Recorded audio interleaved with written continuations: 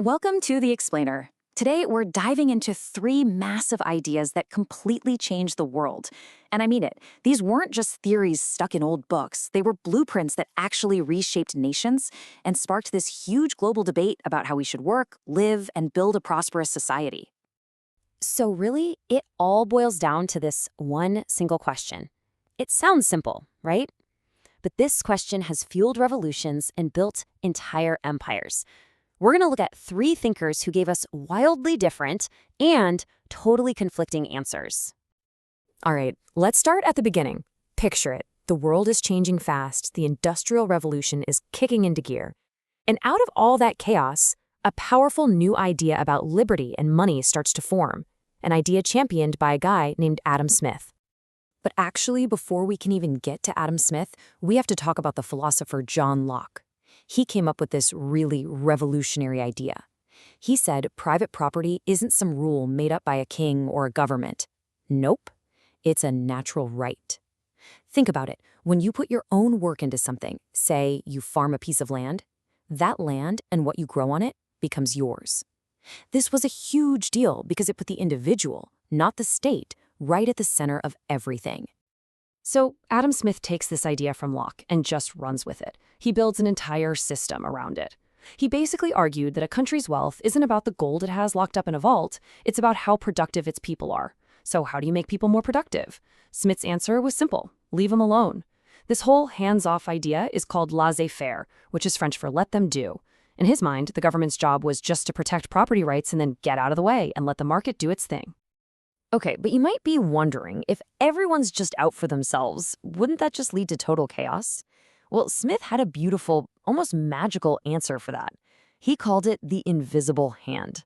He said that when millions of people are all just pursuing their own goals, the baker trying to sell bread, the brewer trying to sell beer, the market itself, almost like it's guided by an invisible hand, coordinates all of it. It ends up producing what society needs and, in the process, makes everybody better off. So that's the optimistic vision. But as industrial capitalism took off, yeah, it created a ton of wealth, but it also created unbelievable suffering. We're talking grim factories, child labor, horrible poverty. And these brutal realities inspired a really powerful and frankly furious critique from another philosopher, Karl Marx. Where Adam Smith saw individuals all working together, Karl Marx saw a battlefield. He said capitalism splits everyone into two groups that are constantly at war with each other. The bourgeoisie, those are the owners, the people with the factories and the land, and the proletariat, the workers who own nothing except their ability to work. And for Marx, these two groups were not partners. They were locked in a fight to the death. Okay, so if it's a constant fight, where does profit even come from? For Marx, it all came down to one thing: surplus value. Here's how it works. Say a worker produces $100 worth of goods in a day, but they only get paid $10 in wages. That extra $90, that's the surplus value. So while Smith saw profit as a reward for being smart and taking risks, Marx saw it as straight-up theft. It was the value created by workers that was being taken by the owners. And you have to understand, for Marx, this wasn't just some abstract economic theory. It was a system that had a real, devastating human cost. This quote here is pretty brutal, but it shows you exactly how he saw it. He believed capitalism destroyed families, turning everyone, even children, into just another product to be bought and sold. In his eyes, this wasn't freedom at all. It was just a new, more modern kind of slavery. Now let's fast forward a bit.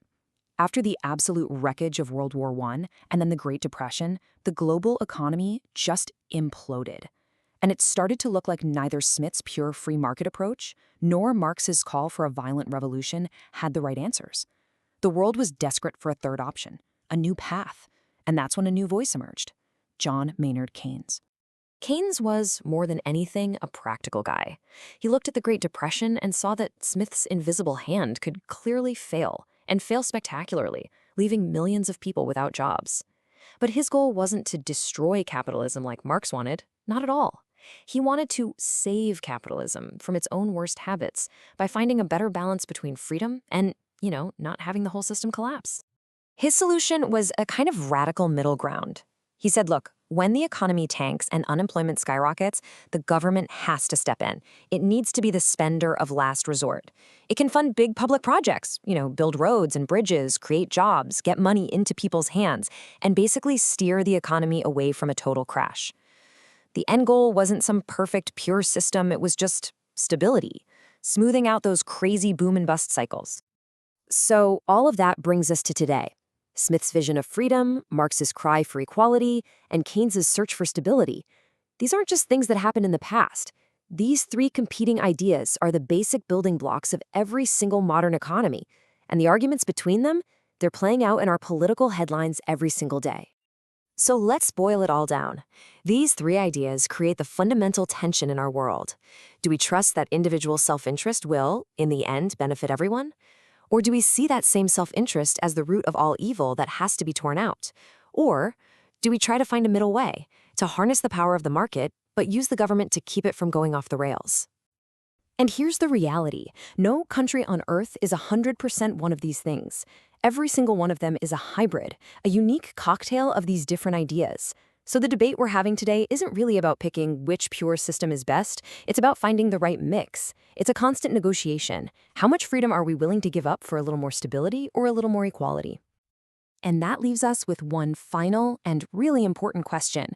In a world facing massive challenges, I'm talking about AI, globalization, climate change, are the old answers from Smith, Marx, and Keynes even enough anymore? The great debate of our lifetime is figuring out what new blend of these ideas, or what new ideas altogether, will give us the best shot at a prosperous, free, and sustainable future.